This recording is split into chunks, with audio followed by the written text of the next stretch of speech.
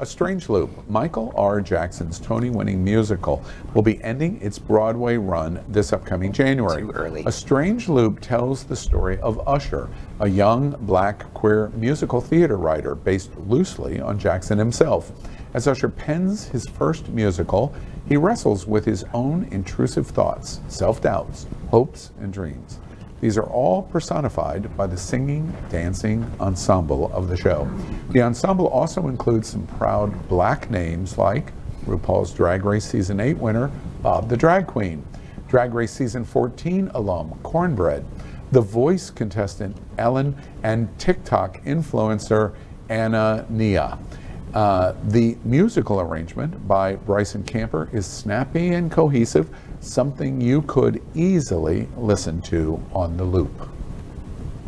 How many minutes till the end of intermission? Is that how the show should open? Should there even be a show? It should start with what he's thinking, Which is just a cursor blinking because of all of the directions that the narrative could go. He has to fight for his right to live in a world that chews up and spits out black queers on the daily. Blackness, queerness, fighting back to fill this cis-het all-white space. With a portrait of a portrait of a portrait of a black queer face. And a choir full of black queer voices tremble left and also bass. That I cast sweet spells to conjure up the black and queer ass American Broadway shows. Yeah. Broadway show. By the way, breaking news that it's happening out. Lady G in South Carolina has just passed out. With a Bacardi shot, I'd swallow that. RuPaul's Bob, KornBread, and others are the queer black faces we need for A Strange Loop. Yes. Yes. Cheers.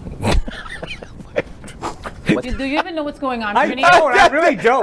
Like, Oh my God, we can't even make this shit up, Al. Like, seriously. they're not in the show for real, right? What? They are What's on Broadway. Yeah, it's a musical. No, I know Yes. that. I just didn't know those. You didn't think black and brown people were allowed on Broadway? I'll drink to that. I'll drink to that. No, I'll I drink to didn't that. know those three specific drag queens were in the show. Let's cheer that one. Ay, It's Dios like, mío. I just want to say Well, okay, I'll take a drink then. that Some of them can sing, others can't. But it sounds fantastic. Yeah. And I'd be all about watching. That's what I was thinking. I'm like, they're not singers, like obviously. Well, they obviously but are so- singing. Bob's singing down here, like he's just talking. It's not really Yeah. a singing voice, but it still worked. I thought it was fine. They do have talking in musicals as well. Yeah. Yeah. one of the Know a things thing or two. I don't know how much you all know about musicals, but not to sound like I was going to say. Excuse Mike, me. you're What? gonna I mean, read it? hello. Oh, We hold are, on. No, we not are that. musical not games that. right here. No, because not to sound down, but like technically, it's actually painful to watch this, and I'll explain why. So this won the Tony for Best Musical. It also won the Pulitzer Prize, which has only ever gone to 3 musicals in the last 25 years. And despite that, despite the excellence, despite the fact that the actor won, it is having one of the shortest runs on Broadway. Is that because it's black queers? And unfortunately, it's a fact that it's in the press everywhere. It cannot be ignored. In fact, there's a big hullabaloo right now on Broadway. This was just the tip of the iceberg because they're starting to notice a pattern that every Broadway play and production that features And music. why do you think that that's happening? Because the audience for Broadway is mostly white. There it is. Who buys the tickets? But mind you, okay, Michael they're Jackson's expensive. Broadway show, he's a freaking pedophile. But mind you, that is a long run. Well, they very love long Michael run. Jackson, Who's in right? the audience? All white people. Yeah, because they love Michael Jackson. And so to me, it's one of those things where I love the musical. I listen to the soundtrack all the time. It's beautiful. And I encourage any queer person of color, I might only be half black, it's fine. Any queer person of color, go listen to that because there is a lot there that is not just about Broadway. It's talking about experience. It's talking about experience.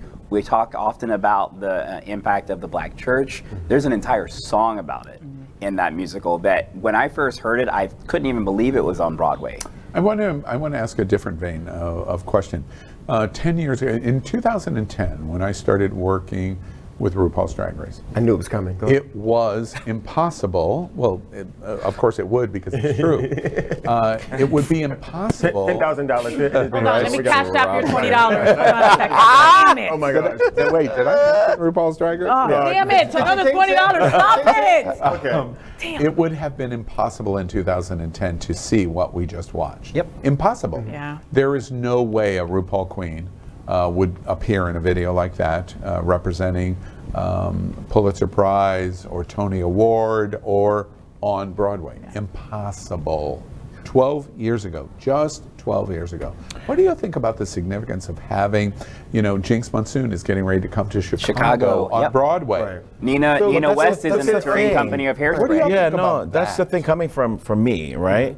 And I studied musical theater, and I really kind of immersed myself in it, and I started to kind of question myself as to why I go to one show and why not the other. And historically, a lot of shows don't do well, for many reasons, but they still get awards. But it's the people that come and buy the tickets and how expensive they are, and what that looks like at the end of that term. And we had Hairspray, right, where we had a drag queen and it was created by an LGBTQ person. We've had Follies. We've had Rent. We've had things that historically do very well.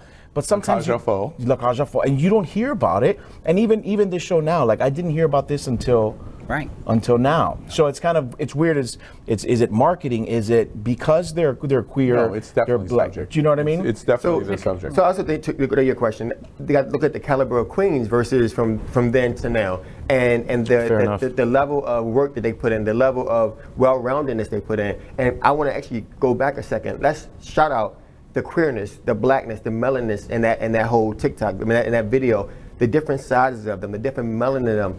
And go back to that story. We have a winner of RuPaul's Drag Race, a person who did not win, because as all those different reality situations, and still able to be superstars in this show. That's I think, really and I think good that's the point. thing that we really need to kind of take a moment of looking at all of that beauty come together. Yeah, but there's successes like The Color Purple as well. The Color Purple in the Heights, those are black and brown. Yeah. There are differences, but I mean, they need to get like a backer. They need to get somebody like to go There riot it and say is. they're coming back. There it is. Remember the storylines behind it. The Color Purple talks about the suffering of, and then the overall overcoming of it.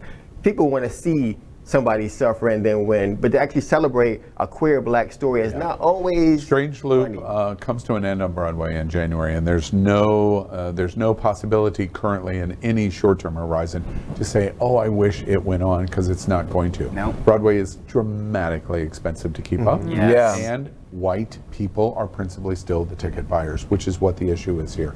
However, you're going to see national tours of Strange Loop, no question about it. When it comes to your town, make sure you go and see it. Let's move on.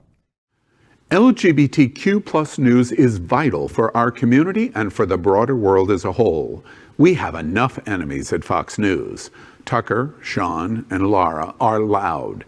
We need passionate allies. Happening Out Television Network, Queer News Tonight, and It's Happening Out are literally out of the closet and into the headlines. Our community needs your support. Like this broadcast and subscribe now to ensure the growth of the entire LGBTQ plus community.